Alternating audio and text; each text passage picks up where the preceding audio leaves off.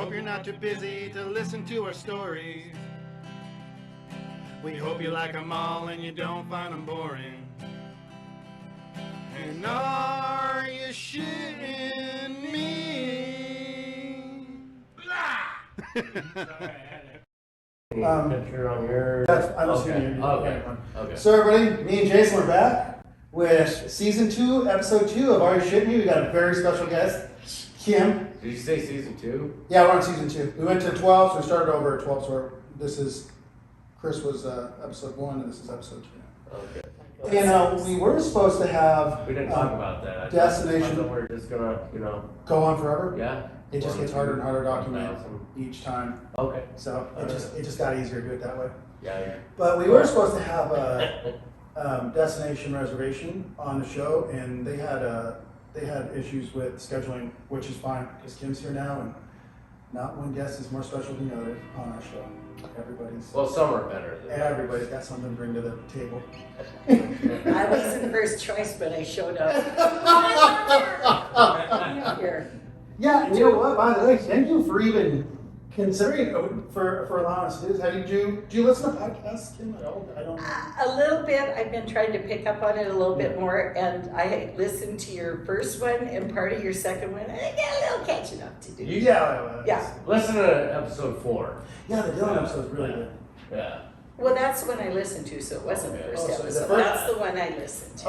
Okay. The first one's pretty rough because we really don't know. I mean, we still don't. Well, no, it was good though, but it's on Spotify.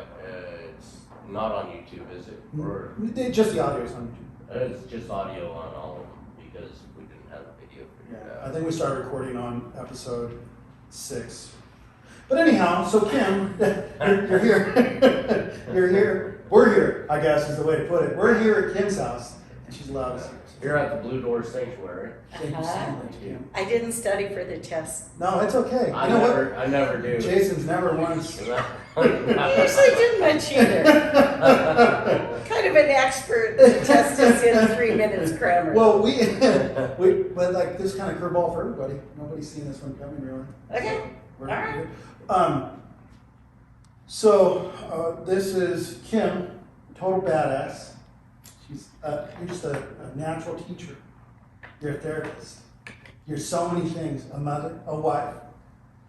You're a community leader, an influencer. You're so charitable. You have a business next door now. You're amazing.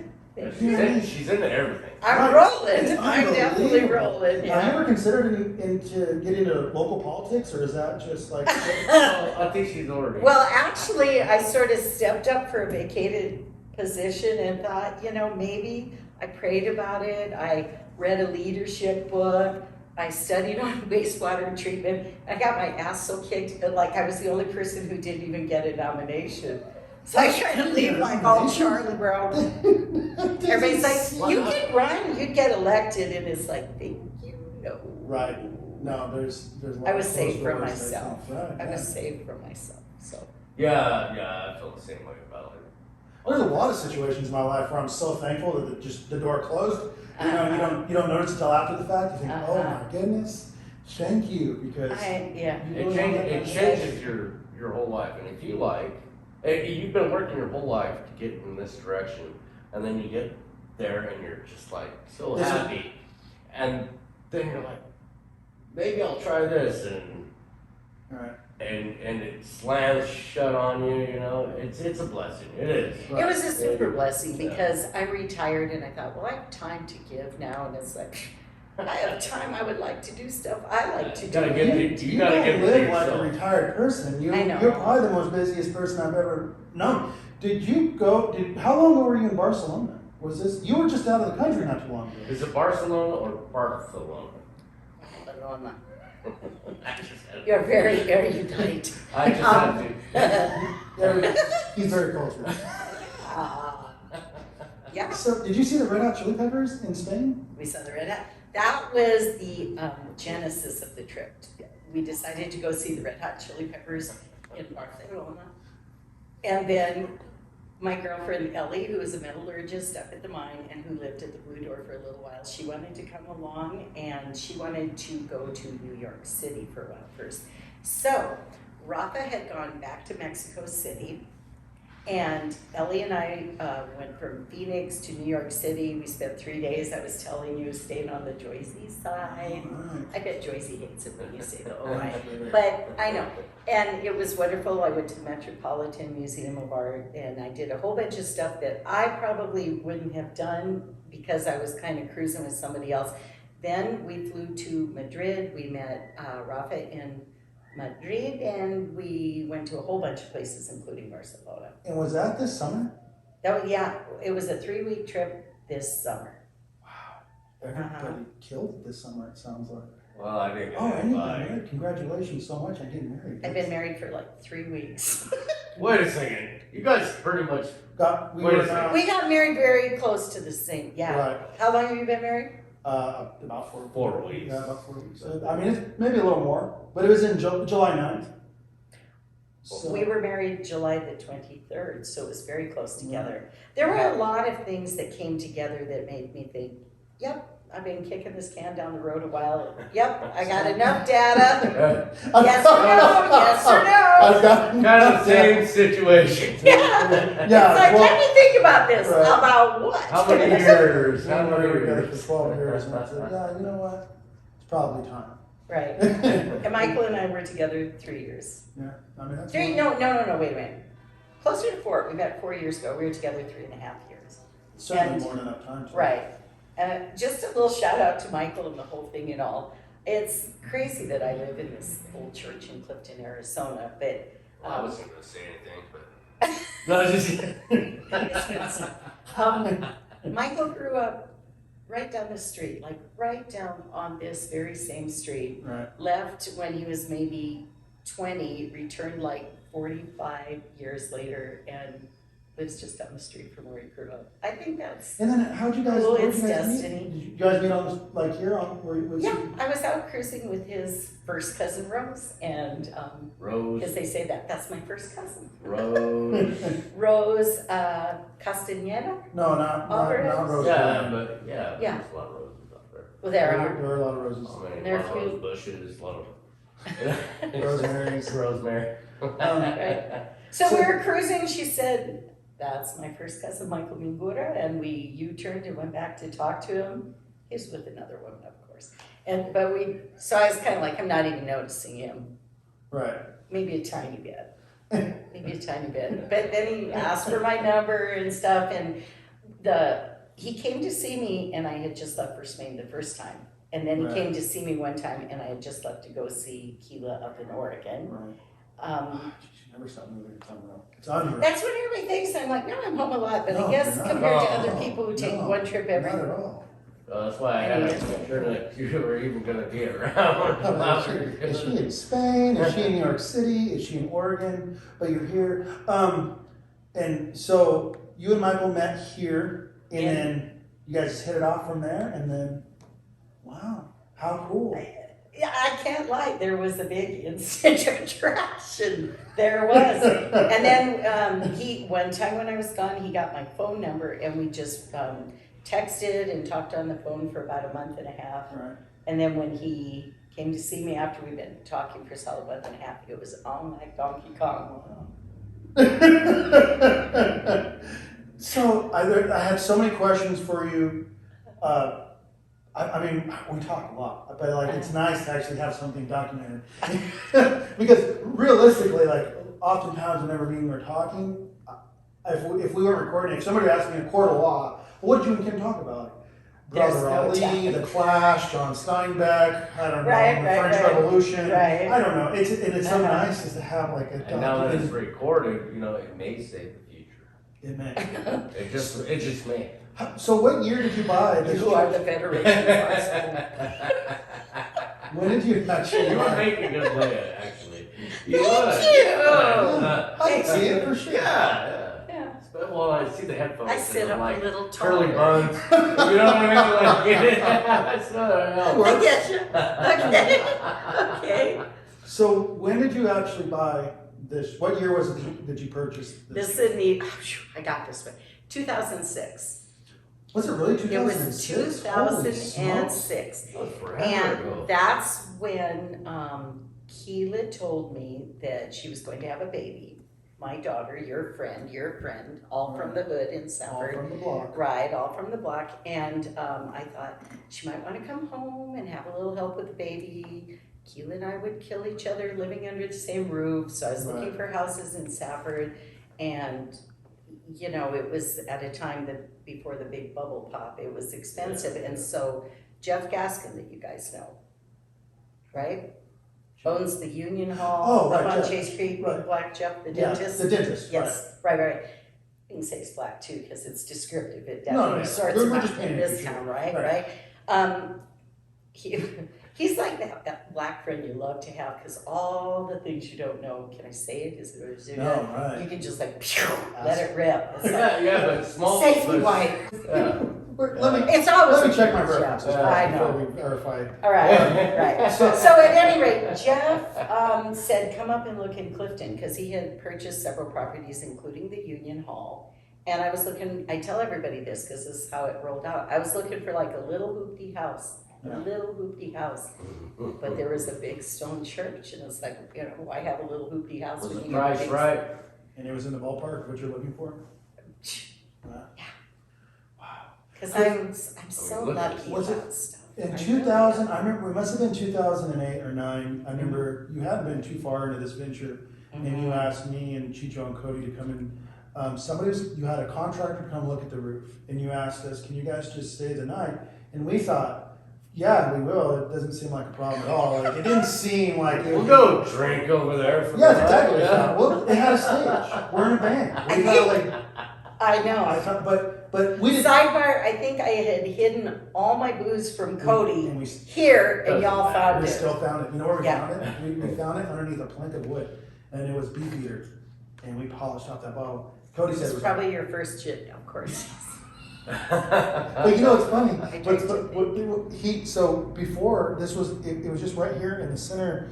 Once we got into this building, like I don't think I had been in here yet. You were with him, Jason. Not this. No. It was No, just- no. it was No, just- I'm a good one. Yes. It was the three of us, and I remember we walked in the door and we made a pact on the spot. We said, if anybody's got a shit or piss, we all go together. And we followed through like strong. And we all slept. I remember you set out bedding for us somewhere. And In the big room here? and yeah, we all slept on the same mattress because we were terrified all night long. We were mortified. And then like we just went praying for the morning time. 3 punk rockers. You were in your mid-20s, except for Cody, but, I mean, It was scary.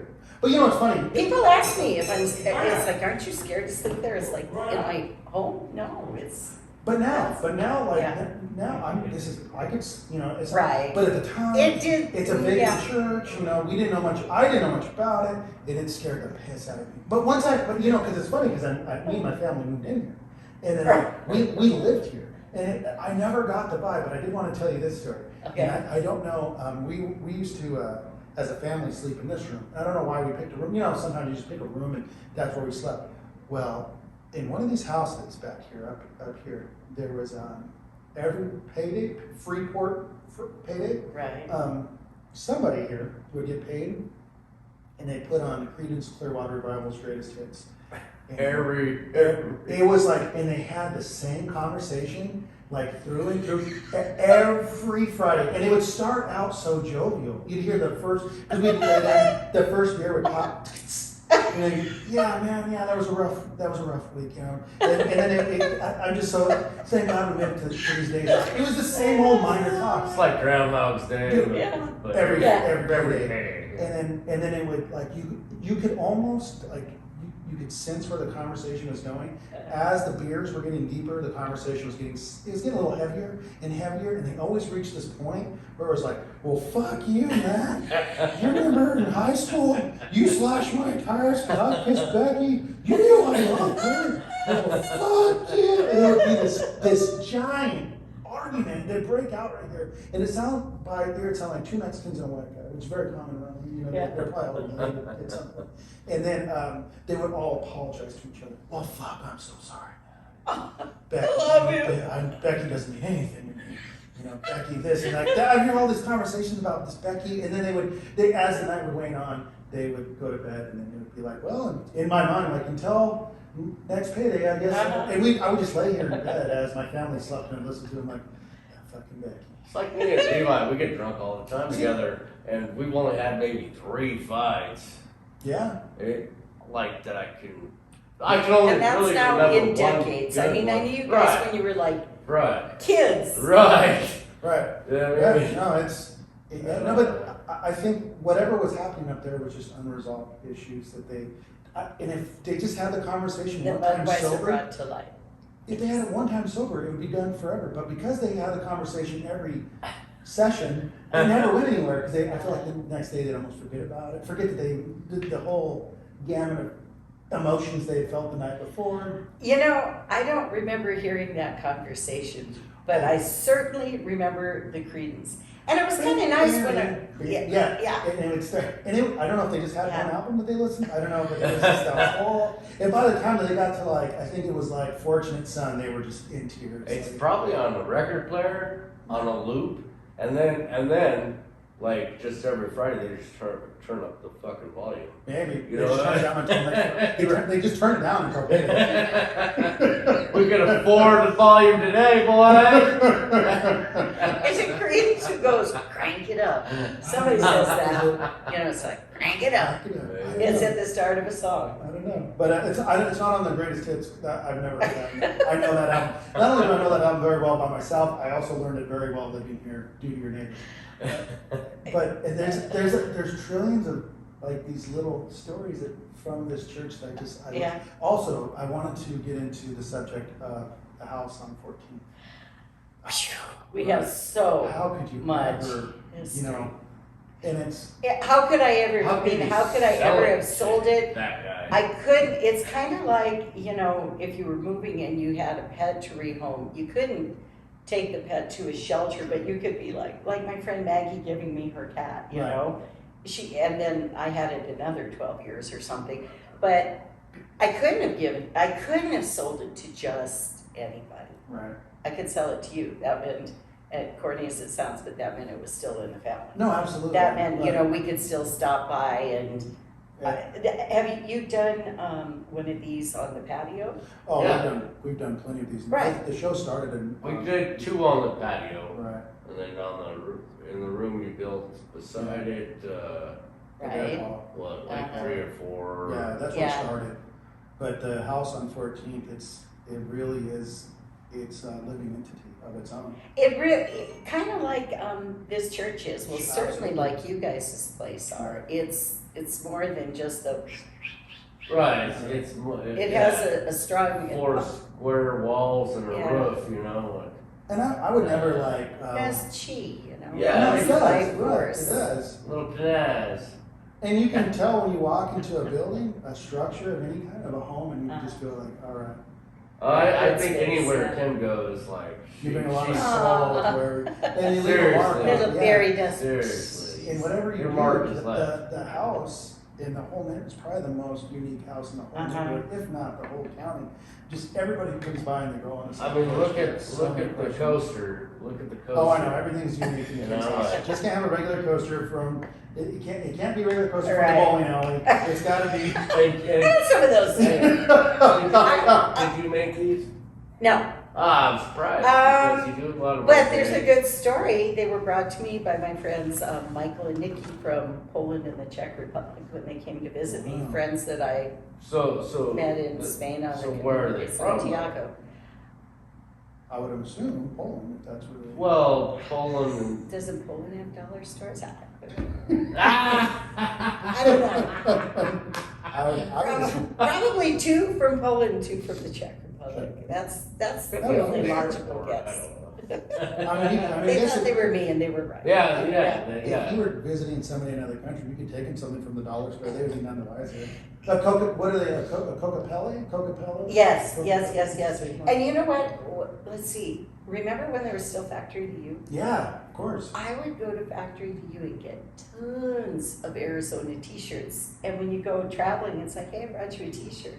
It's like, who knows the $2 one from the, Right. $32 one in the airport, You're opening right? my eyes. nice. No, Right. Kim's a- Furthermore, when I travel, I love going to thrift stores. Oh, And instead of getting a t-shirt, from the place you go through and it's like, oh, look at here, River Mud Bog, 1988. And it's tie-dye and it's branded with the town's name. It's like, yep, I know Yep. exactly what you mean. Yep. If I see anything like, because in our own little universe in Safford, like the Grand County Fair, to us that means so many things. But to a passerby who's just blowing through town, like Grand County Fair, what is this? Like like when I hear that term, I can smell like pig shit, and like I can smell like corn dogs, and I can hear. people wait for it all year. It is It's the just- highlight of kids' youth, Right, year it's after year. unbelievable. And it's always when the weather turns, always. Right. It's like, well, carnivals are carnivals, so people go Regardless. scantily dressed. But also fools go in shorts and Right, tank tops, the ones that also went to see pigs. And I love the pigs. they freeze. And, Oh, yeah. you're mature when you're smart enough to bring a sweatshirt to We're Grand going County later, Fair. at the very least. Like, I'm gonna tie this Safford Bulldog. Takes hoodie you around years my- till- Yes. But so there's a couple stories that I wanted to tell you about because the 14th Street house, there's constantly stories. They're stacked Oh, yeah. to the ceiling. Oh, yeah. But I noticed, like for myself, in the last few years, just weird. Like so, it was last year about 3:30 in the morning when things happened, and I don't know why, but there's like a series of things that happened in my front yard. But and some of this is my fault. Like admittedly, but I remember at 3:30 in the morning, I got up. I was going to the gym before work, and I'm taking my bag to the back of my truck. I put it in the back of my truck. I get in my truck, and I started, and I realized, oh, I forgot my hard hat or whatever it was. And I walked back inside, and by the time I come back out, my truck with no lights on had rolled out into the street and was just sitting in the street running, looking at me. And it just scared me. Not like it didn't look normal at 3:30 in the morning, and I was like, ooh. And I don't know if Not a soul inside. I don't know if I know I didn't put the brake on, is what it was. I did. It was my fault, I know that. But I set something up, because once things get weird, they stay weird, right? You ever notice that? Like, Yes. so I I have a story about your mother and that. actually, I got a story for you. Finish yours, we'll get to All it. right. So I get in my truck, and I'm trying to shake off the weird, right? Like, all right, that was weird. You see my truck out in the middle of the street, with lights off, even though it was at my own. Gravity gremlins, we don't know, we don't know. But I was like, I must have not put the brake on.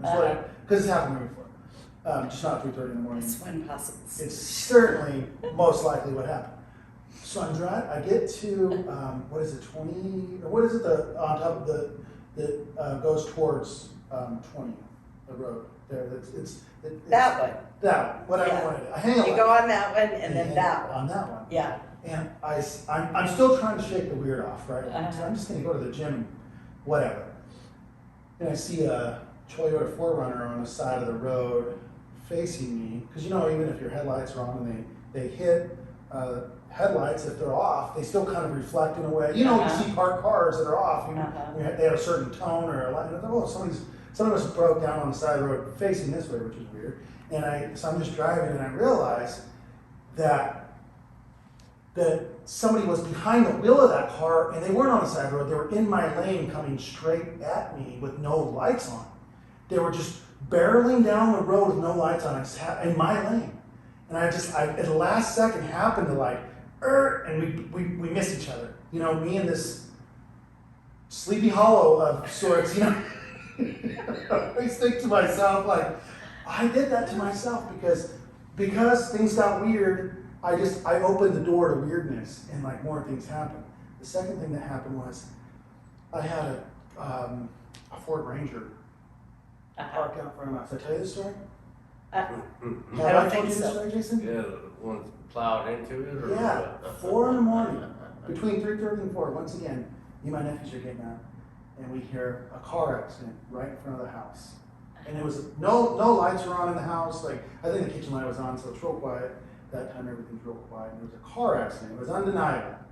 And I go outside, and my truck that was parked on the street level was just absolutely pegged by a car. Just smashed into it. I mean, just destroyed my truck. I'm like, oh my goodness. And then I immediately, like, I go into medical mode because there's a car that's now facing my house. Half of its bumpers up underneath the mesquite tree there at the far corner of the yard. And I'm like, hello? And, you know, when nobody answers, it's far more frightening. You know, like, it's, oh, these people are fucking dead. That was my first thought was, and I'm getting closer. And a guy gets out of the passenger seat, and I know him. I work with him. There's a guy named Troy. He's like, oh, Levi. Oh my goodness. And he looks really good. Like he's Did you pass this man? Everybody knows Levi, like every situation that happens. Everybody knows this fucking guy. But this guy looks so sharp for being in a car accident. Uh-huh. Again, we're just painting the picture. He's a young black man, and he's in a full denim suit and really white shoes. He looks like he's gonna go Fresh. Yeah, fresh. He's gonna go Fresh. rap or sing or Yeah. you know, dance or do something really cool. And he didn't look like he didn't look like he just got out of a car accident. I'm like, holy shit, Troy, I'm so glad you're okay. The driver, how is he or she or what's happening? And this girl gets out and she's hammered drunk. I'm so sorry that this happened. I'm so sorry. And I'm like, it's okay, but are you okay? Did you lose consciousness? She's like, no. And I'm like, okay, so what? She's like, don't call the cops. And she's like, in my face at this point. I'm like, oh my God, if the cop shows up, you are done. Because like, you're toasted. And I was like, okay, well, we don't have to call the cops, but what are we doing about the situation here? And if the cop shows up, I'm certainly not going to lie. I got it. The situation is paying for itself here. And the girl ended up, we ended up getting the car out of the way, but I just, like an idiot, I just allowed nothing to really come from it. And then I think I got like $2,000 out of the whole situation, which was like barely going to cover anything really for that. And it was just like, it was October, so it was like 2 months for Christmas. So I just went to Christmas and like I was just short a truck. I mean, just destroyed. It was an older Ford Ranger. Dude, it was a Ford Ranger though. It was nice, a Ford-banger. They run forever. They run. It was, and I love that truck. But anyhow, the front yard right now is going through this phase where, like the last couple of years, that it happens in the front yard for some reason. I don't know why. Everything that house has. Well, for one thing, it's on the same street as the Glen Meadows Park, Right. and for another thing, people just like all but There's a lot of the drunks street. out there. So here, and I don't know that I've ever told you this story, and it's, you know, probably the details are dimmed a little in time, but I was on my way to work at the federal prison, backing down the driveway, 14th Avenue, you know, nobody around. Oh yes, there was, because I was backing up and a kid plowed into me. Just rode his So- bike in you, or I wish it were a bike. No, he was driving a vehicle. Holy And he was a minor, not the kind that gets copper. He was a young person Right. who had had a DUI and wasn't supposed to be driving whatsoever. Was he drunk at the time? No, he was just careless, and so was I, because, you know, I was backing out of the driveway. Right. What did you say? Did you say this was 3:30 in the morning as well? No, I was going to work in the morning, so What time was it? let's think. If I was supposed to be there at 7:30, it was like 7:28 and a half. So it's early in the Whatever. morning. If I was supposed to be there at 7, it was Right. probably a little before 7. But so, you know, this kid smacks me and it's like, you know, I suppose we should call him. He's like, I wasn't supposed to be driving. You know, and he calls his mom. Yeah. So his mom comes, and his mom is friends with your mom. Right. And she comes. So your mom was babysitting some kids. And so I said, well, you know, let's take the kids inside. They can watch cartoons while we Right. sort all this and everything. So I go inside with the kids, set them up with cartoons, give them a little treaty or something or whatever. And I come out. Now, this is not on your mom. She didn't have a dog in the fight. She was just there with kids and for moral support of a Right. mother who had an errant child, as many of us do. But the story had changed to mom was driving, not the kid. And so here I am like,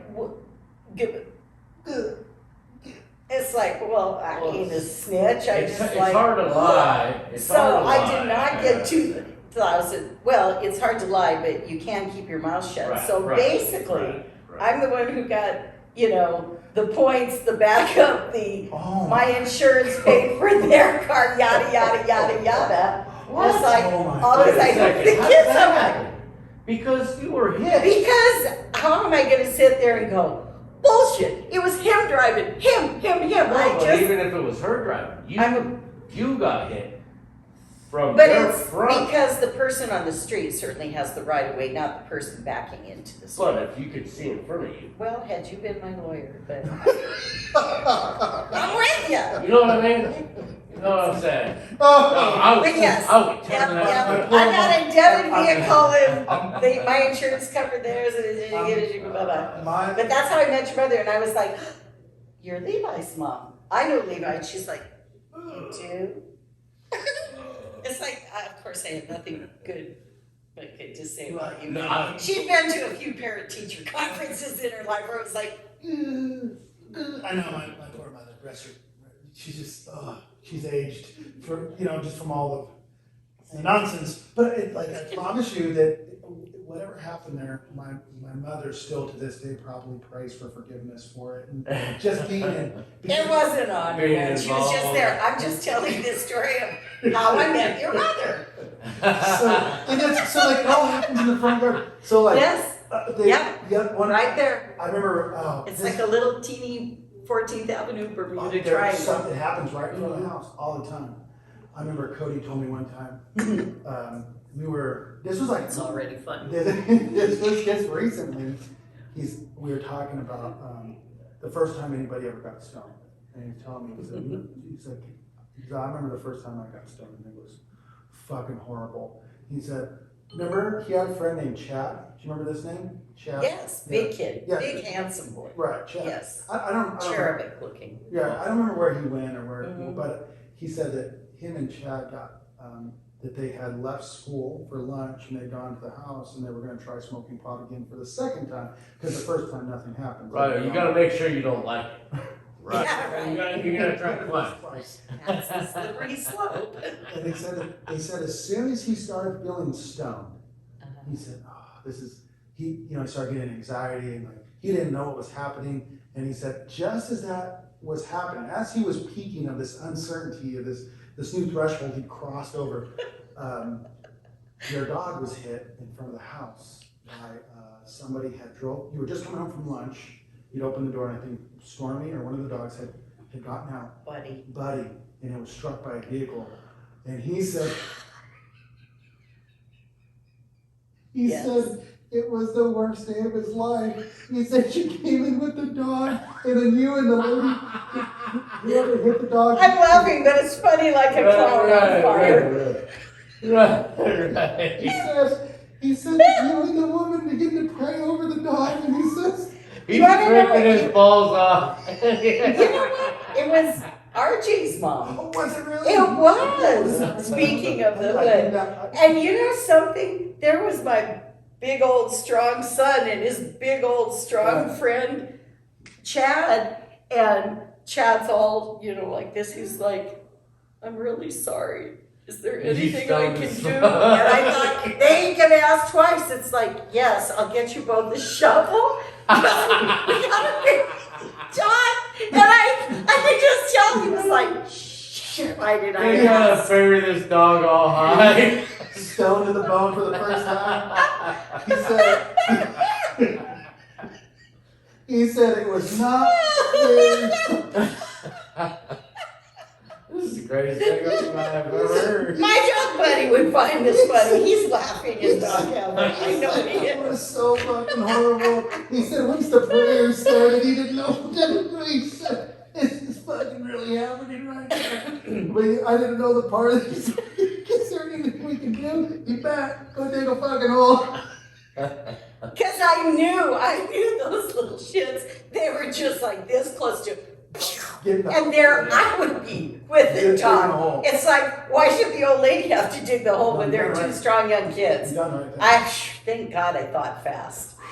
But, and then, so like, he told me that story. I'll never forget this. Cody and I think, you have a friend for so long, and you tell each other the same stories over and over again. But it was a story I hadn't heard before. And I'm listening to this story, and I think we're on your porch. I'm like, holy shit. How have I never heard this one? The first time he got stoned, he had a dog funeral.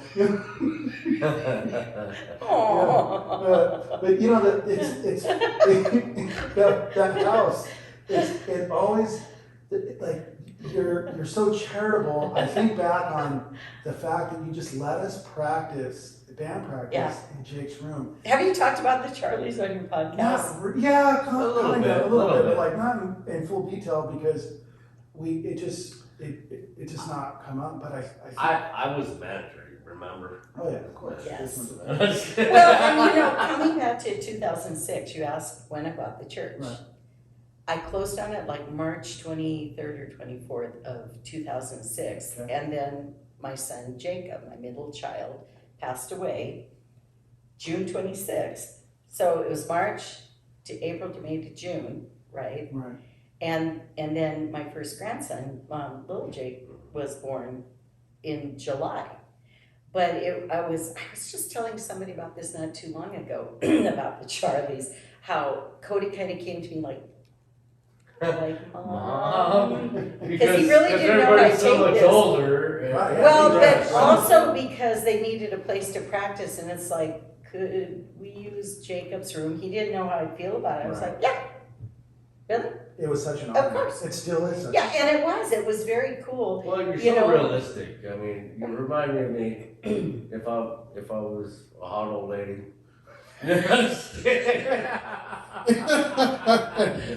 It's But I mean, you know, That's one of the nicest things anybody ever said to me. Jason, Thanks, man. you know, I Jason, made myself look. But you're right, we're both pretty practical. I mean, I'm creative, but also very practical, like get her done. It is what it is. it made the most sense in the situation. It given did, and it was very wonderful to have that room filled with music and laughter and energy and all of so that. much band practice, And so many then I hours remember talking. you would go out on the back patio, and I remember making you ice cream sundaes. Oh yeah, And you would listen to Cat Williams. right. Watch Cat Oh, Williams that's on right. YouTube. And It it was YouTube. was like summer camp. You know, we were like in there like singing punk songs like 1, 2, 3, 4, and then we go into like ice cream sandwiches. And, Right. oh, that's a good I time. remember going there and like maybe twice, maybe 3 times while you were playing in that room. Right. Uh-huh. And yeah, I'd be listening to you guys. All right, well, it's pretty loud in here. It was so loud. It was ridiculous. It was a punk band, a 3-piece punk band. And like an 10 by 12, you know, like Yeah, there's Chicho something used to like have to that. practice next to Cody's floor tom. Like that's where he would, you know, Right. he'd practice.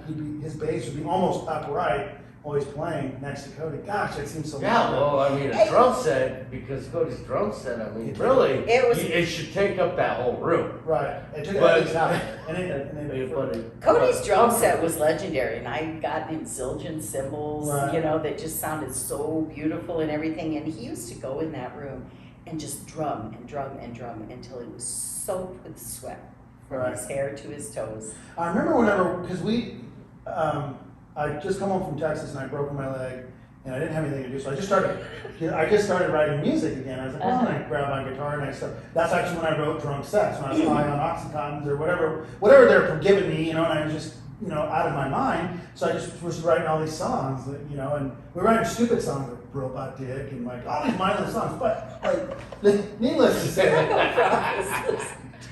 I don't remember Robot Dick at all. oh, Robot Dick was everybody's favorite for some reason. I felt like everybody drunk, Where's your guitar? It was Chicho's song. Chicho played and sang, and I got some. Oh, but yeah. he was the one Oh, that sang. okay. He was sang vocals on that. But I remember when we first started the band, we didn't have a drummer, and Cody, we didn't even connect the dots. We're like, you know, this kid's so much younger than us. Like we're looking for a drummer like our age who can get in the bars. And I remember we were fishing, and we all But there's started. an empty room in his house. Well, what really Sorry, sold both of us was Yes. that he was quoting old Cholo movies like American Me and Blood In and Blood Out. Oh, yeah. This this kid might fit the bill. Might be the one. And I remember once we said like, yeah, you want to join the band? And I remember the first time I played with him, we were like, man, you know, can you play me faster? And I remember him like taking it so serious. He's like, I'm gonna go home and just. I remember it was like a month had passed, and in that month he'd gotten so good, and he learned how to actually play punk drums. Like it was just not a 4/4 count. Like I was like, wow. That's what people don't know about my son, because they know that, you know, crazy wild Kim. But when he's intent about something, It's it's unreal. like, he's unbelievably focused. Right. Like, when he took anatomy in high school, study, kill it, you know? Right. And Spanish too. Right. I Oh, yeah, mean, he's he wanted to get, Yeah. and consequently, he's very good in Spanish, Right. yes. Yeah, I've been in a couple situations where he like. Did he ever tell you about the? Don't incriminate That's yourself. the white boy saving your Yeah, ass. I don't. And I guess I will just. It's kind All of right, funny. roll it out, roll He it out. said, did you ever tell you about the time that? Because as young Cody was much younger than us, but he quickly became our friend. It was like there was no Right. graduation period. It was all of a sudden like, all right, I guess we will be in bar fights with you, or what, you know, there was. Because remember, he sprung up real fast too. He got bigger than me, and she was Right, almost like, right. Yeah. like, holy smokes. Yeah. And then I remember one time we were walking, me and Chicho and Cody, we were hammer drunk here at your church. We walked. We were smart enough to say, we're too drunk to drive, but we can walk. And let's go get, remember the tornadoes that they sell at Circle K, and they're on the little rollers? Oh, yeah. The warm food. Tornadoes. Tornadoes? Yeah. Oh, yeah, the roller bar food. Well, yeah, the Gotcha, roller food. gotcha. And Chicho and Cody start like telling me, like, dude, I dare you to steal some of those, put them in your back pocket. Oh, you know. God. And I was like, I'm not gonna do that, man. That's stupid. Like, why would I do? And then like, they just, you know, when you're a band, you're married to these people, and like, so I'm like, you know, maybe I will. This will really make them laugh. You know, like I thought this would be really funny. So I actually got caught stealing food from Circle K, stick it in my back pocket, and that lady immediately called me up. She's like, sir, you just stuck that food in your back pocket, you can take it out. And Cody would, I couldn't say no, I couldn't. I was just hot red-handed. Yeah, I just didn't want to use a rough, bro. I was gonna pay for these, you know. It's like, when I think about this church, like, Those tornadoes are hot. They certainly are. They certainly are. I had to take out these, and I think I put them back on the rollers from my butt cheek back on. The ladies are staying in there until I leave the store, trust me. Oh my God. Cody and Chicho, they acted like it was all my idea, you know, for one. But I can't believe you, man. You look embarrassed us back there. I'm like, fuck you guys. Why would you talk me into doing this? It's as much on you as it is on me. But Yes. those two, we had so many. You know what? Oh, and I know we don't really bring up his name too often, but Travis. For reasons. Right. But Before those reasons, there was a run and there was a lot of unbelievably. unbelievably funny shit. Let's just. It was. He was the Just butt of say- a lot of jokes. Well, I know that. But you know, and I remember I've told a few stories about Travis before in the past, and I've gotten a lot of shit because he was inbred and open about it. Like he would tell us, like I'm inbred, like my mom and dad are. I could tell. And we used to make fun. I never once made fun of him for being inbred, but I would, you know, like shoot him with the BB gun, and, you know, like whatever. And it's not because he was inbred, but it's because like that's what we all did to each other. Like, Yeah. it wasn't You would have done it to me too. yeah, I've like dumped a glass of ice water on you and taken a poop. Like it's not because you're white. It's because you're my friend. And it's not because you're inbred. It's because you're my friend. So anyhow, Travis, I've done a lot of shit in the past for picking on an inbred, and I just want like to clarify. it's not because How many inbreds are rising up to defend this guy? You're And I don't know what about. you know, that's just the thing about me. I don't get along with inbreds. But so Travis, I guess I just want to get a little footnote because I feel like just to clarify these stories, the story I'm about to tell has nothing to do with the fact that he's inbred. It just has to do with the fact that he's very reactive. And I love it. Yes, I love the reaction that we get. And do you remember when he worked at Taco Bell? Do you remember? Now that you mention it, I guess. He had walked to and from Taco Bell all summer to his job, which is admirable. It is admirable. And he finally saved up enough money to buy a bike. And he was really excited. Have you heard the story? It's blossoming. Go for it, because I don't remember. It's fucking horrible. These tapes should be lost forever. But he comes back with this. He shows up. On why he hung out with me and my friends is beyond me. But like, he shows up with this brand new bike. And he's like, guys, look at this brand new bike I bought. You know, and it's all the bells and whistles. top shelf Walmart bike. This is not like the bottom tier. This is not Got a basket and a. Top shelf Walmart. every single. Yeah, I want to see the story, barcode still, like the sticker's still on the reflector. It's not. This thing is brand new. Mhm. And we're like, holy shit, Travis, this thing's amazing. Like what? And immediately, everybody's cooking up. What can we do to not fuck the bike up irreversibly, but make him crash on it? Because that would be really fun. And this is before phones and everything. It's all here. You know, it's all up in the bay. It's nowhere else. Like I remember.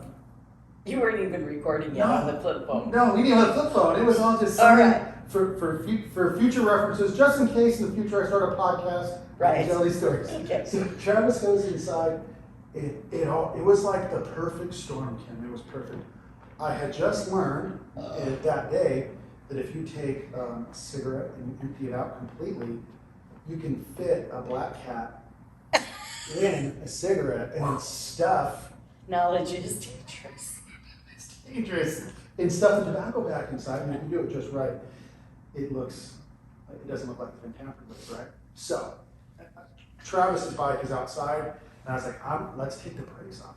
And then whenever he gets mad, he'll just storm off the property and crash into Bob West's rosebush across the street, and we'll get a big laugh about it. Like, yeah, that'll be really fucking funny. Plus, I got these black cat cigarettes, and that'll really get him going. So we mad at me like, fuck you guys, I'm going home, and crash it. Dude, and I never understood that about him because he did that every time. Yeah, just stormed off. Bah! Yeah, it's strong.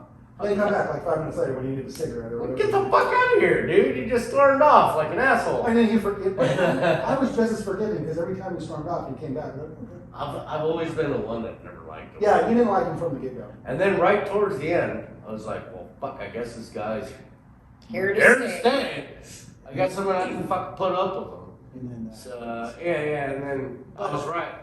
you're right all along. So Travis goes inside, asks for a cigarette on cue, and at this point, and like there was like, and just like everything else in my life, everything happens in like waves. So somebody bought, remember the air horn? You remember the air horn phase? And then somebody bought us bullwhip for some reason. Like I don't know why anybody would ever give us that. You never whip him? Yeah, Weather was whipping in the corner. Holy cow. And he's like, stop it! That's right. Yeah. And he's still trying to smoke a cigarette in peace while he's getting bullwhipped. I think I've seen him do that. And he's just This was my home. This is. so Travis. We were adolescents for a long Travis, time. so we took the brakes off, and I can hear the bullwhip cracking. And I'm like, any minute now, the cigarette's gonna go off and blow up in his face, and he's gonna storm out of here.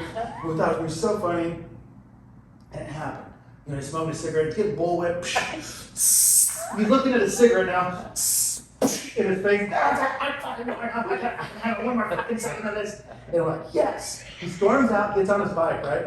Takes off down the fucking driveway. And he just beelines it left, pedaling. He never stops pedaling. He's like fucking Lance Armstrong in the fucking Tour de France. He's not stopping. He's just picking up speed. I'm like, holy shit, he's going too fast. And then at that time in the neighborhood, it was summertime, everybody kept their doors open in the summertime they'd watch. In the Shreve home, his father had half a foot, so he wore like a prosthetic boot. He's had like one platform boot, and I'm not making fun of him, I'm just so we all understand what's happening here. He had a platform boot, and in the evening time, he would take off his platform boot and his shoe, and he'd watch the evening news, and whatever it was. And on this particular evening, he has no idea. He's propped up watching the news, and here comes Travis, like a rogue missile out of the Russian sky, and he has no idea what's coming. He can't stop the bike, so he just went home. He just never stopped trying to. He never tried to use the brakes because he was so mad that he was going to pedal all the way home. And I think what he intended to do, because we watched him go down the road, we're like, holy shit, he hasn't stopped pedaling. And then he took a left, like, oh my god, he's still pedaling. We're all watching from the gate line, and then he's going towards. Now we can see the front of his house from our backyard. He's going straight. Right when just before he hits the rain gutter, he hits the brakes for the first time and realizes that he doesn't have them. And that rain gutter, it works him off, So now his crotch is on the seat, and his tippy toes are dragging across the dirt. He has no control over his bike, and he goes straight to the front door. And I guess just the threshold of the front door, he actually caught some air. And the whole entire time, he's letting out that squeal. And is this where you got the story to write the song? Oh, a lot of from this. I see that. He ramps into the living room, and then he the opposing wall. He takes his bike, that very symmetrical line, takes the front tire right through the wall, the drywall, and it bucks him over 10 bars, and then he hits his head on the wall. Perfect. You can see it's like if there was a crime scene, you would know. So it's like tire and All well, his dad is scared and shocked at what happened, and he forgets that he doesn't have his fake leg on, and he stands up and loses his balance and crashes down in front of the coffee table and destroys it. All of this happens it was like maybe 13 seconds of absolute anarchy, and we all pretend like we didn't know what happened. We were like, I'm not. There's no way. There's no way that I'm taking the rest. that was the cause of this mayhem. You should check your brakes, man. Do you walk around? We played it off so well, but yeah, I don't know, man. We just thought the bullwhip and cigarette would be funny. We didn't know. No, I don't know. I'd go back to Walmart if I were you. He's like, I fixed it. It's fine now. I just wasn't sure if you guys had anything to do. No, why would we do that? Oh, But it sounds crazy. So poor Travis. Not poor Travis now. Why prank lightly? Yeah, That's right. how you guys live. But when I think about this, I remember getting broken up with by a girl on the phone and being really heartbroken, and Josh Smith shooting me in the ass cheek with a pellet gun, and I was wearing the joggers, the Adidas slicks, and just gave me right in the butt cheek, and it hurt so bad. I remember my heart breaking and my butt cheek getting pelted at the same time. I never feel bad for anybody because, not for anybody, but for my friends at that time, dude, if I'm getting broken up with and getting shot in the butt, you can ride a bike. Yeah. You're gonna be alright. We're all gonna be You alright. got to Fuck you, pay my your friend. dues to see the beauty. Exactly. But yeah, Travis in that time, we were just so terrible. Do you remember when you bought him new shoes and socks? Yes. You told him. It was, he would be there You in stink. Your socks. Oh, Yeah. Dude. tennis shoes, no socks, bad. And I had to take things in hand. I sent Cody with my debit card and my vehicle, and it's I think there were I'd several do a pairs lot of of socks and shoes and socks. stuff. And then I had to tell him, it's go sit on the edge of the tub, hot water, lots of soap. Do it once, drain the tub. Do it twice, drain the tub. Do it 3 times, Right. drain the tub. A minimum of 3 times. I don't know. I feel like I've told him to fucking wash his feet before when he came into our house, when we lived in Safford. Yeah. It's dude, just take your shoes off, wash your fucking feet, please, I know. dude. No, it's not. You're not out of line for asking that. I mean, for the 5th time this week. You're stinking up my house. Right. I know, you can literally tell when you've been there. That And That- right. There's a certain. yeasty bad foot smell. You know, in my feet, I have to at work. Yeah. I kick my boots off, dude. I do. In my truck, Right. Oh yeah. I do the same thing. Right. dude, have to let them breathe. Right. Yeah, throw in those fucking boots for 12 hours a day constantly. Oh, yeah. Yeah, It ain't right. You're Yeah. gonna It's gotta rot. breathe, Right. So, Do you remember whenever you let that's all you minders out there. Just You let them breathe. me and Chicho and Cody Nice people say. take your truck to go record our first demo in Phoenix, in Travis? Yeah, that GMC truck. Do you remember? Yes. I didn't know this story, but did you know that just before we left, Travis stabbed a girl in the arm with a knife? And the cops were looking for him. What? Because he was running from the law. I didn't know I this. was unaware. I didn't know this until much later in life. I found out. I swear to God. Stabbed a girl. Stabbed a girl in the arm. There was an altercation. There was an altercation between him and a girl, and then it got violent. and Travis, apparently it wasn't too bad, but there was enough force to draw blood. See, this is why I say it's never too late for an abortion. No.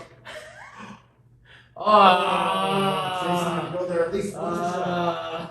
But the reason I'm telling you this is like so he was acting erratically the whole entire trip. He was like, I do remember hearing tell that he was out there even for Travis.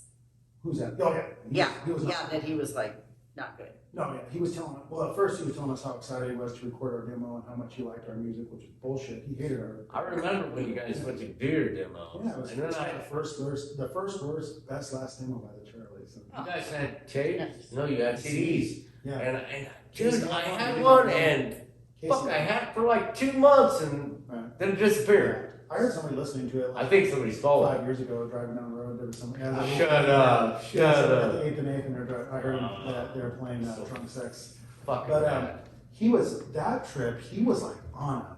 He was. I remember when. So part of like I remember thinking like because you know they say like if you know somebody really well and you don't feel like you know when somebody's not mentating properly, you know they're not themselves. And like, I remember Travis telling Cody that he was going to slit his throat because he thinks that Biggie's better than Tupac in rapping. So he said that's right. Dude, who are you? Who is You're gonna kill for Biggie. I mean Tupac. I mean. So it didn't start with Trump. People were already that out. Yeah. You just had to bring up the conversation and draw them out. Yeah. Yeah. Well, and so the whole entire time he was using us for a ride. He had no intention of ever listening to us play. As soon as we got there, a little like Hyundai accent picked him up with like it was the most hood rat vehicle. Close your eyes and just picture the most hood rat Hyundai, and that's what Travis got picked up in. Like windowless, like it just picks up Travis. He didn't even say bye to us. He just gets in the car and off into the Phoenix night. And goes, okay, I guess Travis isn't here with us right now. And then so we were like, Travis is like an enigma. He comes in, he's Kramer of our situation. He comes and goes as he pleases, and so he's gone. Good way to explain it. Good way. Like, hey. Yeah, exactly. Yeah. He's there. There's an explosion typically, and then he's gone. We don't see him for a while, but he told when we actually got into like the thick of recording our demo, we were really into it. Martin, who was recording our demo, was actually also like, "Hey guys, this actually doesn't sound that bad. Like this actually does sound like a pretty good record or a demo we're putting together." For the record, I thought so. I enjoyed it. I It was really. I loved it. I didn't think it was going to turn out that good. But he did suggest because we were recording. It's all about the production, right? It's all about the production. It is. It is. And he told us. So Martin says, "Hey, instead of recording the rest of this here in the studio, I got an idea to make this sound more punk rock. Let's go back to my apartment and we'll record your vocals in a closet, like a Sex Pistol sound or something." Like, yeah, all right. It worked. It worked famously. So we go back there, and while we're there, I'm recording my part to the song, and recording my part to Drunk Sex, and I can hear everything through the microphones. I'm listening, and I can hear them outside. And Mark's like, "All right, go ahead. And you can hear it now and start recording." So I was like, and I'm singing, and outside I can hear all this commotion happening now because the door's closed. I'm just in the closet by myself, thinking I'm singing this once in a lifetime. I'm Mariah Carey in it. Whitney Houston, one finger on the ear, singing my part. Steve Perry, maybe. Giving it my all. You wish. And comes along, and then I'm like, as the song's in, all right, and I open up the door, and I can no longer hear any more commotion. The commotion now is no longer in the bedroom; it's all in the kitchen. And hearing glass breaking. Fuck you, motherfuckers! Shit, like, what the fuck happened? And so the whole thing's recording, right? And I go out there, and Travis is wearing the most ridiculous outfit I've ever seen another human wear. He's wearing a white t-shirt. He looked like, when you're younger and you wear your dad's like work shirt to bed, and it's like almost down to your knees. So he's wearing it's like a white shirt that's huge down to his knees. He's like wearing. You could wear for like a spaghetti string dress. A sundress. It would be a sundress to most people, and Travis is wearing it. And he's wearing baggy blue jeans and really nice white shoes, and he's telling us that he's trying to go to the club, but because we lost his driver's license, he can't go anymore, and we're trying to hide his driver's license. It's all your from him. fault. Where the fuck's my driver's license, guys? And he's fucking coming undone, crying, just crying. I'm supposed to go to the club tonight with my sisters, and I already got laid, but because of you guys, I'm not getting laid anymore. What? Why? He's like, because I can't get into the club because I don't have my driver's license. So, Travis, that's on you. You're an adult. Keep your driver's. So he actually, it reminded me of like maybe like a wild animal that's been shot with like a tranquilizer, because he like wore himself out. You know, he's like, and he like lay down on the couch and passed out. And we kept on drinking and recording our demo. The next day, he finally gave the full reason why we prevented him from getting laid. And he's still in a stupid outfit, right? And we're driving home. All of our band gear, he didn't help not fucking. I think he moved Cody's stool for his drum set. This big fucking part helping us. Right. He promised that all the help. So we're driving back. I'm like, Travis, so what happened? Like, what happened? You want to know what happened? You really want to know what happened back then? I said, yeah, I'd really love to know. He said, my sister, and this is exactly what he says. I'm not fabricating this. He says, I know it might seem like a lie, but in the neighborhood, they say that my sister has an ass like a black girl. I'm like, all right. Okay. What is that? He's like, my sister would have been dancing all night, and then all these guys would have danced with her, and all those guys would have had girls, and I would have got with one of those girls. It was for you guys fucking. That was his reason, you know. My sister's gonna get me laid. She's got a fat ass. What the fuck? That's a long string of events that has to happen before you get laid. You could just go to the club and. If then. You're incest anyway, so just get with your sister. No, But just to give an idea of who Travis was, and he never once apologized. He never even told us about stabbing the girl in the arm. That we had to learn that. I learned that from somebody else years later. Years later? Years later. Yeah, somebody like, you're friends with Travis, right? He's like, well, I don't know. Friends is kind of. He stabbed the stripper in the arm. Yeah, he stabbed me in the arm. And then I was like, I was like breaking it down. Like, well, when was this? That's why. That's why he was on the lam with the Charlies. The Yeah, and then he threatened all of our lives because we prevented him from getting laid at a club with his sister. I don't ever remember her saying, you know, hey, you guys should hang out with him more. Yeah, I know. I never said that. Well, hey. Those were the days. Those were the days. Do you ever sometimes just think back and stuff? I know, like, you told me one time you got up. I don't really remember this story, but didn't you say one time you got up and me and Ryan, Merrill, and Chicho and Cody were giving each other tattoos and it looked like a prison yard in the kitchen? Wait, oh my God. You did that in her kitchen too? Because I got Chicho, and Chicho did Jasmine's. Yeah, I remember that. I went through a period of time with Cody where it was just, so crazy. It's like, I can't even go to sleep. I don't know what'll happen. I can't even go to sleep. But one night I finally was like, yeah, I'm going to bed. And I got up, I'm getting ready for work, and I really didn't hear any noise. I thought, coast is clear. And so I get all dressed for work looking like a professional, and I go down the hall, and there are 3 of my chairs, boom, boom, boom. And Cody's lying back across the 3 chairs.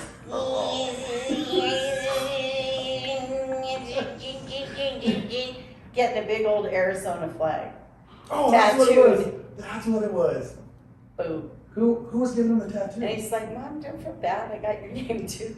I got your name too, Mom. It's okay. I just feel so bad. There's just been so many times. There's been so many times where I'm just like, oh, Kim had every right in the world to fucking shoot us. I don't even know why. Right. If you would have killed any one of us at any point in that time, there would like the judge wouldn't even. It's bound to happen when you're that. You were really and truly destined to be in that house. Because I will say this: all the kids that came to my house, all of my kids, friends, love my house. It's like, oh, I want a house like this someday. It's like, I don't know what it says that all the 12, 13, 14, 15, 16 think this is. The stuff, but it's always very experiential. There's stuff to look at, and instruments to play, drums and flutes and stuff like that and all. But of everybody who loved my house, I do think you loved it the most. And you would tell me, I want to own this house someday and live in it. And I'd be like, It's not for sale, but thank you very much. That's a nice compliment. And I always tell people this, I would go out, it's a weekend, so I'd go out in one of those long t-shirts like you were just speaking of, got a cup of coffee in my hand and I'm pulling weeds and after a while it didn't startle me, but I had that big 4-post structure with a big hammock, and there would be Levi asleep with like a pint bottle of what was it, old granddad? Rare Reserve. Rare Reserve? Probably. Tin Hot. MD-20. And you know what? Do you remember the time that... And you would be all happy asleep in the bed. All the time. I mean, after the first few times, all the time. And, you were just making it become your own. Yeah. It was a fungus. Just fucking took over. I fucking love that house. I still love it. You were claiming it early on until it came to pass. I knew as soon as I said this is... And it's like, there's so much to talk about that sometimes I almost feel guilty, whenever my friends or people buy a new house and they end up in those cookie cutter homes, I'm always so happy for them because it's really awesome to buy a house anyway. But I'm like, if I ended up in a cookie cutter house, I wouldn't have been able. I don't know. I just can't. Right. That house was so perfect for everything I've ever envisioned for a the problem is they're new. Yeah. They don't last very long. The bones of that house are very strong. Yeah, they are pretty strong. Yeah. It was posted on Facebook. If you have an ex, what's the best thing other than your children? Obviously, that you got from your ex. And so, from my first ex, Keela and Jacob's dad, I thought about it, and honestly, I think it would be my love of baseball, because that was a sport I didn't know. And I really kind of sorted out, American League, National League, the standings and the pennant races and the position. And I really became a baseball fan, and I am to this day, From Walt, I'm just blessed because I have such a good friend in Cody's dad. We're really good friends. But he built that patio. I hauled rocks and helped him and, supported through making sandwiches and stuff. But, That's important. No. But when I first was seeing him, I had a Christmas party, and out in that little side yard, I went out in the desert in my little car and hauled a whole bunch of rocks back, made a big fire circle, and had a nice party and had benches and chairs and stuff. stuff. Dirt over there, right? Yeah, it was just dirt and a rock circle, like when you go camping. And he said, I could do better than this. And he started building that fire pit, which is that big, leafy rock structure like I fell on it CCC plenty of times. There you go. And then we started building the wall, and he was an art major at ASU. Was he really? Yes. It's so a beautiful he knows wall. how to build stuff and all, but he also has a lot of art in his soul. I've got some of his pottery and stuff. And so, he built that with the arches and the water and everything, and so it's not just like the patio he built, but like the patio that has a life of its own and has gone from my family to your family, and we all share it. Yeah. Man, that's amazing. Uh-huh.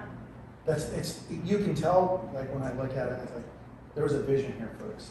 Uh-huh. There was not willy-nilly, there's somebody had to envision this. Yeah. There's so many awesome things. Now that I'm a homeowner, I realize Walt and you guys figured, let's utilize every inch of this property. Yes, we did maximize it because we're a fairly large family. As are you for the size of the house. But when you have all the outside living space, it takes a lot of heat off the inside living space, right? Everything, even the pavers that you have off to the side there, and then just the steps and then the tree. And the little curve where I did my herb garden that was adorable and it's amazing. useful for good cooking. And then the rock wall that, in the backyard separates. We have chickens back in the corner now. Right. It's just an amazing property. Yeah. Which is, you're coming over after this to pick up a couple more birds. Oh yeah, we're on some birds. Somehow cooking just came in there because my herb garden. Of course, I adore people who appreciate my cooking, as Rafa does, which is really sweet. But I remember one time I made some green chili chicken enchiladas in that house, and Levi came over and he was hammered, and he's eating these enchiladas. And he's like,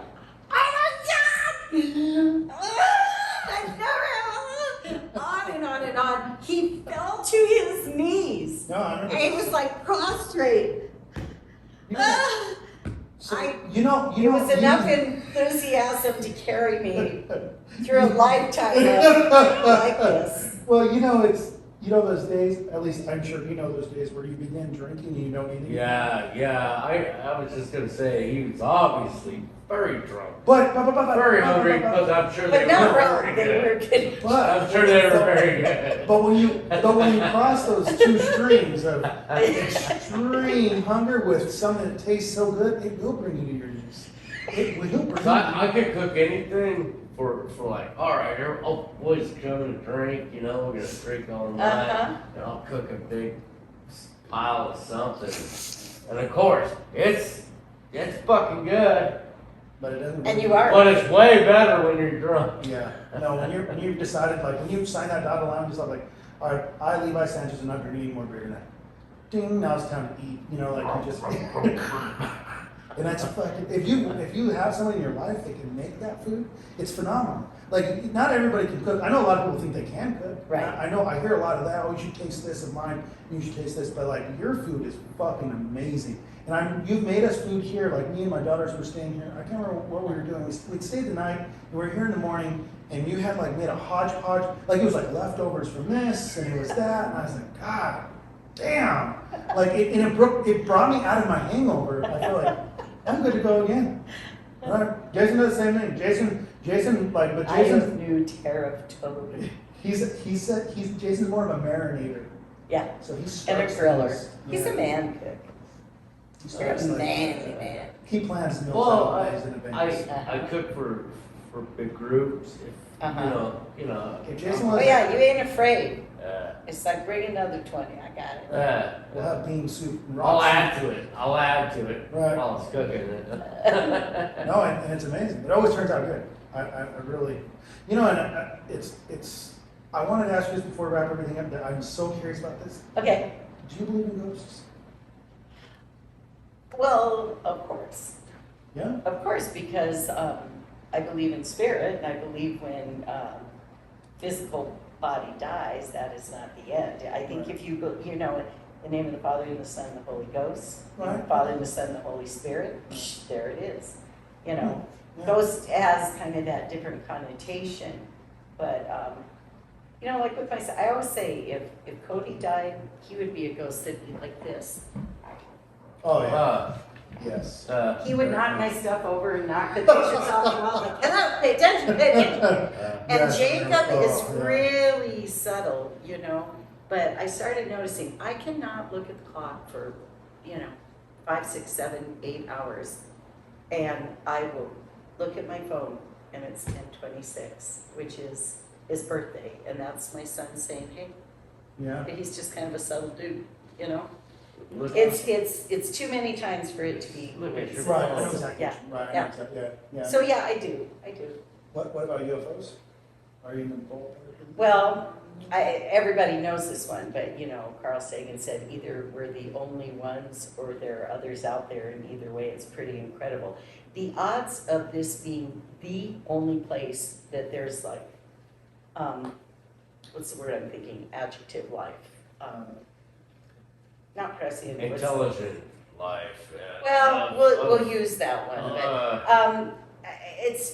I think the odds of us being the only ones are just like impossible. Right. So probably some people are further along technologically and some people less, and we like to travel. Why wouldn't they like to travel? Right. So I mean, UFOs, we don't yes. even know our own solar system yet. Do you think You know what I mean? Yeah, And yeah, we it's think like, we're ooh, top we made shit it all of the the way to solar Mars. system. Ooh. Kind of. But Yeah. we don't even We've know. been to Mars. Right.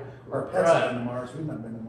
Right, But, Right. right. but do you think maybe we're the Detroit of the universe, where like they're not coming here? Because, like, Because we're just brawlers. I think about that sometimes, like, and then the thought crosses my mind, like, what if? By the way, that's a rhetorical question, but no, I don't think we're the Detroit of the universe. No. I've heard something. This planet is spectacularly beautiful, diverse. Yeah. I have No, no, heard Yeah. of this unknown satellite that's been spotted, and The dark the night. dark, yeah, whatever. But So what's your thoughts on that? Is that We've had this conversation before and it never actually made it to we recorded it, but we never actually made it on an episode. And this is just theory. I can't obviously prove any of this. I must have been drunk. But, well, we were both hammered. Oh, okay. It was, I could use that. I think that there's a possibility that aliens It's a probe, huh? are addicted to our heartache. And hear me out. I think that behind all great art is heartache. Maybe think of the best. Oh, pain, yes, pain brings out. And you think back, like, I mean, not just like, I'm not talking about like popular music, you just look back at like even Beethoven and like Moonlight Sonata, and the songs are very dark and they're very, they're coming from somewhere, a place of pain. It's always somewhere from pain. Some of the best music and the best art. And I wonder if at one point aliens realize like, they're not really reacting the way, we're not really getting the Kurt Cobains we want right now. We're not really getting, let's sprinkle a little, let's give them a little 9/11 here, maybe a little Katrina there, a little bubonic plague here, and then like, they're gonna get sad. And when they get sad, they typically write really good music, and then we listen to it, or we like it. We enjoy the art that comes out of this heartache. So it's just a theory, and maybe that's what it is. Maybe the Dark Knight is them just watching, like, hey, don't get too happy, because when you guys get too happy, the music starts to suck. We like the music, so Y'all get soft. Well, there's some good happy music. Not that much more. I mean, I'm sure we want to be entertained. They're not listening to Bob Marley. I'm sure they're not. That's just probably not their type. Well, maybe they are. I don't know. But like, I think that they're more of. If I had to say, aliens are probably listening to more of like the grunge. They got stuck in the '90s grunge. They're like, we need more of this. And that could explain the opioid epidemic. Maybe let's just sprinkle some. I was thinking they got stuck more with Beatles, if anything. But. Yeah, I don't know. The song that just popped into my head was Melissa Etheridge, Come to My Window. Oh yeah, come to my window. That's such a good song. Right, and it's a painful song. Yeah. Yep. That was the example that came to my head. Not his song. No, it's not it. That's all right. They're not all my songs, but I there's like, you think about have you ever heard the Dave Matthews line? It was in a song he wrote that somebody's broken heart becomes somebody else's favorite song. No. Yeah.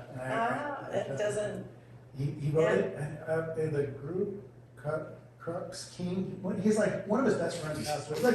It's like back in 2008 when his best friends passed away, and he wrote this whole album for him, and that was like one of the. I listened to it, and I was actually in San Diego, and I'm walking down the sidewalk and listening to this, and that line hit me like a stone. I was like, that's one of the coolest lyrics ever. I actually rewound it and listened to it. Like, I know I've lost track how many times, but it kind of coincides with what I was saying. Like, there is something about it. There is something like that. Music really does tend to seem to get better when the artist is upset. Yeah. Well, I would hate to interrupt the podcast, but I mean, did you had plans? Oh right. For Today? Right? Oh my God. What time is it? Yeah, Jacqueline is like, I knew it. I knew it's she like would space off. 4:25. Holy shit! Where does the time go? Yeah. I know. So I'm sorry. No, Yeah. you're all right. I just, We can do a little commercial for Jacqueline and Lindsay. Yeah. Best massages They've on been the standing there. Lindsay, you want to say anything? Oh, in the store. You can.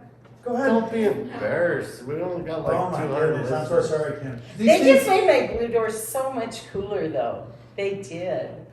Well, we couldn't have done it without you. Mom there. Do you want to come talk, Jacqueline? She's being very shy. Don't be But she can't come. Trust me, this is not live. It's not live. Yeah, this isn't live or anything. And the only video is going to be from there. At the moment, yeah. Yeah. But Well, I'm gonna try to summarize this as thank you for the Uh-huh. opportunity and Jacqueline to be a part of the Blue Door family and all, just being here with you guys. I do have to throw this out there. I don't know if it's known, but the vibes here are like greater than Sedona. So I agree. yeah. I They're don't at the know. park, for sure. You were just there, so Yeah, absolutely. yeah. You've been watching? Yep. You've been Of watching? course, of course. Watching the show. Oh, wow. Yeah. Yeah, well, Great. Rachel and I were backstage and having a good time back, Yeah, behind the obviously. scenes. And I was telling breaking your guys' foil hats and then brought them out to you. I was like, they're probably having just as much fun back there. We were. Oh yeah, it was so good to catch up. But yeah, so thanks to Kimmy and Jacqueline, we have our beautiful little business right next door to here. So go ahead and give out an address, location. Well, where are 112 you? Park Avenue, Clifton, Arizona, and we're on Facebook, Blue River Massage and Boutique, and Instagram. I have my Linden Tree Oils page. Jacqueline Coleman is the licensed massage therapist. She's been doing it for a long time, and she I will has be getting a massage. I've confirmed it that she's got strong hands, so Awesome. I need that. So I think the world would be a happier place if everyone did that regularly. Right. Just try to take care of yourself. Yes. We all go through I should have shit, married so- a bigger woman, really. What's that supposed to mean? She's weak. She's the biggest woman I know. Are you You kidding? know what? We'll She get her has a- no grip. She has no grip. Can we get her a bamboo stick and she can use that on you? There you go. You know, she's walked on my back before, but never my upper back. You know. Yeah. Maybe we'll try that. Jump on it, Rachel. If you have to. Yeah. Did you ever get more rain? We did. You're We right. came inside because Stronger. it's Still raining. Is it still raining right now? Okay. Yeah. I'm so honored you guys came here. Oh, this is so cool. I'm so glad we did this. I really am. Oh, we're gonna have to do it again. Yeah, oh yeah. I really would like to have like every guest on our show and then multiple times. Oh, dude, I've been telling Rachel like fucking Scott. We gotta have Oh Scott. yeah, for sure. Dude. Oh, did you guys get a chance to meet Scott Tomlin? Do you know Scott? Our friend? Do I? Uh, If I did, I know He through is. you guys. So he lives in a van up in Flagstaff area. Okay. Him and his girlfriend. by the river. Down by the river. And like, so we got a chance, we went up in our last episode, or the episode before our last one, and we got to get a chance to go up there and hang out with them and see what it was like to live homeless. You know, where they camp and they live and they're feeding us like blackberries or blueberries or it was amazing. What was that? What was the It was the Sereno. Oh, it was They amazing. poured in it Took us to their own little spots. like So we got like a ferment. background. We got That's like cool. Yeah, we got to see like Pretty good. the non-touristy side of Sedona, Flagstaff. They Right. took us to their little like the little mom and pop breakfast place that they eat. And it was Fucking delicious. amazing. I just remember, what'd you get? I don't know, but it was so much food. It was a lot of food. You know, A lot of. I know we have to freaking- wrap this up, but you know, you just popped the word homeless. And I would like to say that time that you lived in San Diego, Yeah. it was post Charlie's, you were in San Diego, and then you went whoop, split ski with the roommate for whatever, and Yeah. you ended up living on the beach for a while. Somehow during that time, you and our friendship went to a different Right. level. No, I remember. Yeah, we talked a lot. Have you heard that episode? He talks about that. Talks about being homeless And have you heard that episode? it's called The Time I Was. You need to catch up. I do. There's a lot. I It's do. called The Time I Was Accidentally Almost in a Porno. Yeah, that's I've heard the story. Yeah. I've heard the story, Yeah, but yeah, and I really feel like, you know, none of us can do everything in this lifetime.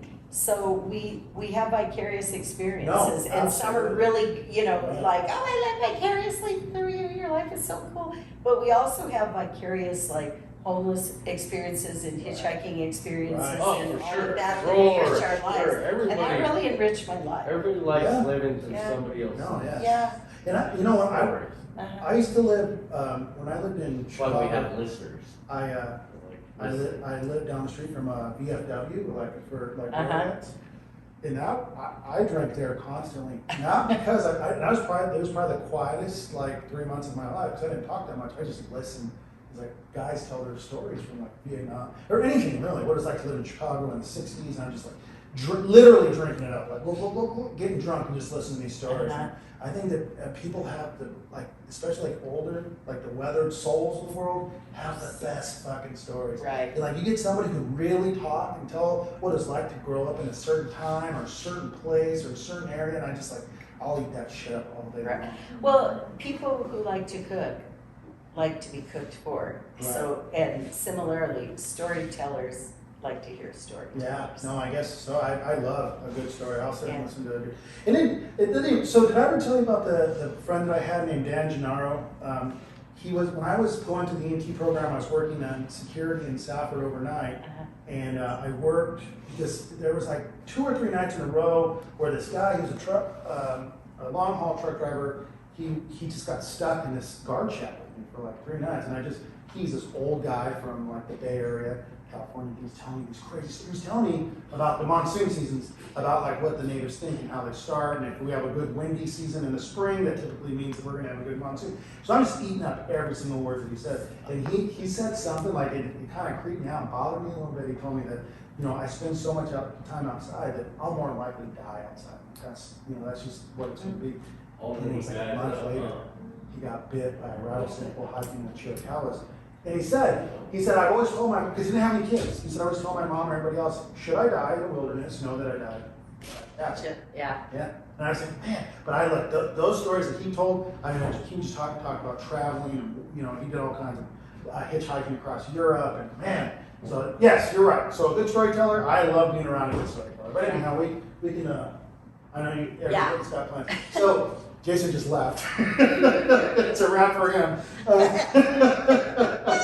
All right, guys. Well, that was, thank you so much, Kim, for having us here. Thank you so much. And yeah, well, until next time, all right? I'm your biggest fan. Oh, love you too. Bye. We're going to go here. How long was that? I didn't see. About how long? It was 1:33. How- An hour and 33 minutes. Hour 33? Yeah. Woo! Yes. I had a massage for today. It's like, How does that? Dude, you're like, start talking, you forget. Like, you're just getting a. You guys are so good. This is a long.